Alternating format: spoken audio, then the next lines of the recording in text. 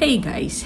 So nag-order kami sa Shopee ng ganito, mga soundproof panels para sa workstation namin. But unfortunately guys, yung ibang mga pieces ay parang deformed. Ayan. Hindi siya even, no? So for today's vlog, I'm going to show you kung paano ba to ibalik sa normal na form niya, na kagaya nito.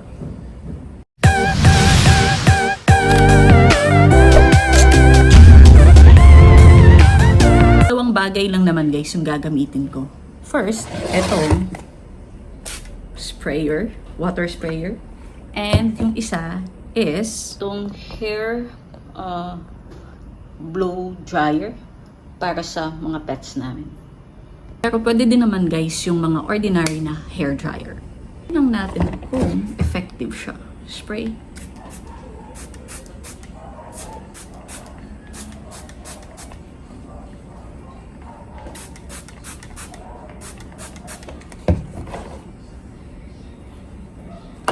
Medyo mainit to and maingay.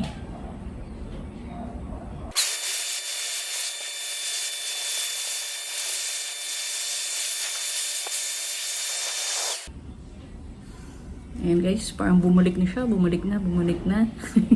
Dito tayo sa kabila. Kita nyo yan. Okay, try natin. Grabe, ang lakas ng blower. Nahulog yung kalendaryo.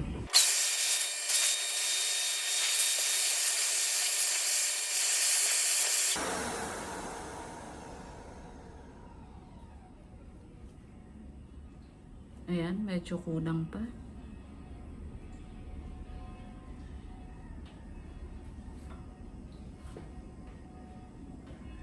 Spray ulit tayo. Mainit.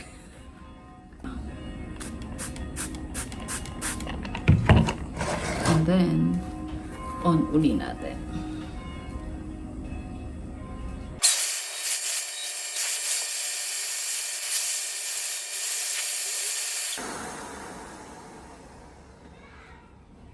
May difference ba?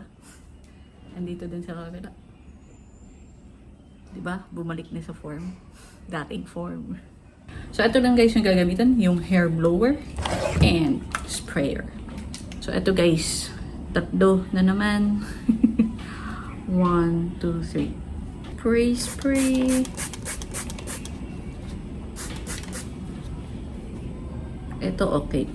Ito okay siya. Dito lang sa kabina. Ayan. Yupi. Alright. Ready.